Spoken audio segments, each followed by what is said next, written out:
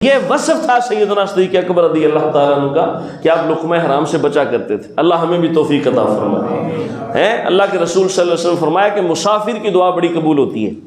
مسافر کی دعا، جو مسافر ہے نا اس کی دعا قبول ہوتی ہے، لیکن فرمایا ایک شخص جس نے سفر کیا، سفر میں اس کا وجود گرد آلود ہوا، اس کے بال بکھرے، ہاتھ اٹھاتا ہے، دعا قبول نہیں ہوتی۔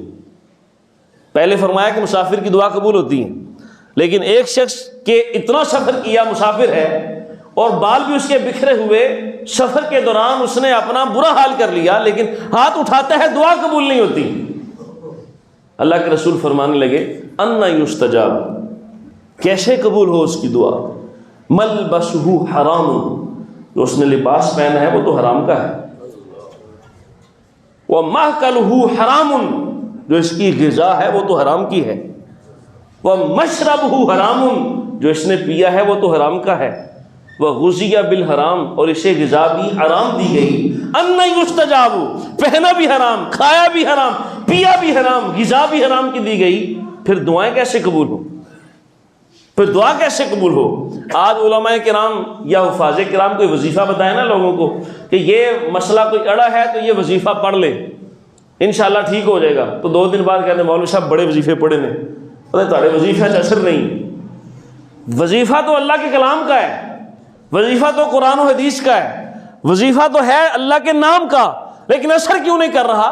غور کرنے کی ضرورت ہے کہ ہماری خوراک کیسی، غور کرنے کی ضرورت ہے کہ ہمارا کردار کیسا ہے، غور کرنے کی ضرورت ہے کہ ہم اپنی طرف دیکھیں کہ ہمارے اندر وظیفہ پڑھنے میں تو کوتاہی نہیں رہ رہی۔ اللہ اکبر کبیرہ۔ میرے سرکار علیہ الصلوۃ والسلام کی بارگاہ میں حضرت سلمان فارسی حاضر ہوئے تو عرض کیا یا رسول اللہ میں مستجاب الدعوات بننا چاہتا ہوں، ہاتھ اٹھاؤں تو دعا قبول ہو جائے، ہاتھ اٹھاؤں تو فوراً دعا قبول ہو جائے، میں مستجاب الدعوات بننا چاہتا ہوں کہ میری ہر دعا قبول ہو۔ میرے سرکار علیہ الصلوۃ والسلام نے 2 کلمات ارشاد فرمائے، 2 باتیں ارشاد فرمائی۔ اللہ کو فرمایا صدق مقال و عقل حلال، سچ کہتے رہنا، حلال کھاتے رہنا، ہاتھ بعد میں اٹھیں گے، قبولیت رب پہلے فرما لے گا۔ سچ کہتے رہنا، حلال کھاتے رہنا، 2 اصول حضور نے دیے۔ وجہ ادھر سے نکلتی ہے دعا اور لفظوں کے ذریعے سے ادا ہوتی ہے، تو دونوں مقام دعا نکلنے کے اگر پاکیزہ ہیں تو یہ اللہ کے عرش تک جائے گی اور قبول کیوں نہیں ہوگی؟ اس لیے 2 باتیں فرمائیں، صدق مقال و عقل حلال، حلال کھاتے رہنا۔ یہ تھا سیدنا صدیق اکبر کا کردار کہ آپ لقمہ حرام کے بارے میں کس قدر بے چین تھے، اور ہمیں بھی اس حوالے سے سوچنا چاہیے۔ ہم الامان الحفیظ جانتے ہوئے بوجھتے ہوئے کہ یہ حرام ہے نہیں چھوڑتے۔ اللہ ہماری حفاظت فرمائے، ہمیں عمل کی توفیق دے۔ دوسرا وصف شفقت اور مہربانی، سیدنا صدیق اکبر رضی اللہ تعالیٰ عنہ کا ایک وصف ہے۔ سیدنا عبداللہ ابن مسعود رضی اللہ عنہ فرماتے ہیں اللہ کے رسول صلی اللہ علیہ وسلم ایک دن موج میں بیٹھے تھے تو فرمانے لگے ارحموا امتی بامتی ابو بکر، میرے چند لوگوں کے لیے نہیں بلکہ فرمایا میری ساری امت پر جو سب سے زیادہ شفیق اور مہربان ہے وہ میرا ابو بکر ہے۔ میری ساری امت کے لیے مہربان اور شفیق میرا ابو بکر ہے۔ کیوں؟ اس لیے کہ امت پر شفقت کرتے ہوئے کئی مرتبہ اپنا گھر خالی کر کے سارا کچھ لا کر مصطفیٰ پر قربان کر دیا کہ امت پریشان ہے، مصیبت میں مبتلا ہے، امت پریشان ہے، مصیبت میں مبتلا ہے۔ امت کی پریشانی دور کرنا صدیق اکبر کی سنت ہے۔ لیکن میں آج کے سنیرو میں صدیق اکبر رضی اللہ عنہ کا اسوہ پیش کر کر عرض کرتا ہوں کہ آج حالت مسلمانوں کی یہ ہے کہ جہاں امت پریشان دکھائی دیتی ہے ان کی پریشانی اور بڑھا دی جاتی ہے۔ کیا آٹے کا اسٹاک نہیں کیا ہوا؟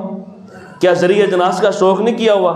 ایسا شخص جو مشکل کے وقت ذخیرہ اندوزی کرے، اللہ کے رسول اور اللہ کی اس پر لعنت ہے کہ امت پر پریشانی ہے اور امت کی پریشانی کو اور بڑھا دیا گیا ہے۔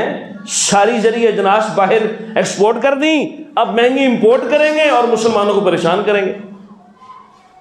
اور جتنے انویسٹر ہیں بڑے بڑے مگرمچھ بیٹھے ہوئے ہیں وہ اس طریقے سے انویسٹمنٹ کرتے ہیں اور اپنا حصہ رکھتے ہیں اور امت کو پریشان کر دیتے ہیں۔ وہاں سے اٹھاتے بھی نہیں جہاں پہ یہ بنتی ہیں، گندم وغیرہ جہاں پہ تیار ہوتی ہے، جہاں پر کاشتکاری ہوتی ہے، وہ بڑے بڑے گوداموں میں وہی پڑی رہتی ہے اور انویسٹر وہیں پہ پیسہ انویسٹ کر کے کہتے ہیں اسی میں پڑی رہنے دو، یہیں پڑی رہنے دو، جب تھوڑی مہنگی ہوگی ریٹ بڑھے گا وہیں سے نکال کے بیچ دیں گے۔ اور امت چاہے پریشان ہو، امت کو چاہے لقمے نہ ملے، میں افسوس کے ساتھ کہہ رہا ہوں کہ ایک 10 کلو کا آٹا لینے کے لیے فیصل آباد میں 2-3 اموات ہو چکی ہیں، لائنوں میں لگ لگ کے دکم پیل ہو کے ایک بڑھیا عورت کا انتقال ہو گیا۔ اس امت کی یہ حوال ہیں، غلبہ دین کیسے ہوگا، دین کیسے غالب آئے گا؟ سیدنا صدیق اکبر رضی اللہ تعالیٰ عنہ امت پر شفیق تھے، اور ان کا یہ اسوہ ہمارے لیے بہترین مثال ہے کہ ہم مسلمانوں کے لیے اور امت کے لیے آسانی پیدا فرمائیں۔ جتنی میرے بس میں ہے میں وہ تو کر سکتا ہوں، جتنا میرا اختیار ہے میں وہ تو کر سکتا ہوں، مسلمانوں کے لیے اور امت مصطفیٰ کے لیے جتنی آسانی میں کر سکتا ہوں کم از کم وہ تو کروں نا۔ شکوائے ظلمت شب سے تو کہیں بہتر تھا اپنے حصے کی ہی شمع جلاتے جاتے، اپنے حصے کا تو چراغ جلائیں نا، ہم روشنی آنے قریب ہو ہی جائے گی۔ لیکن ہر کوئی یہ شخص سمجھتا ہے کہ میرے لیے سب کچھ کیا جائے، میں کسی کے لیے نہ کروں۔ تو سیدنا صدیق اکبر کا اسوہ کیا ہے؟ امت کے لیے بہت شفیق ہیں، بڑے مہربان ہیں، لوگوں کے لیے بڑے شفیق اور مہربان۔ یہ صدیق اکبر رضی اللہ تعالیٰ عنہ کو اللہ کے رسول نے جو نوازا تھا، نرمی پیدا کروا کے امت کا سب سے بڑا شفیق اور مہربان بنا دیا۔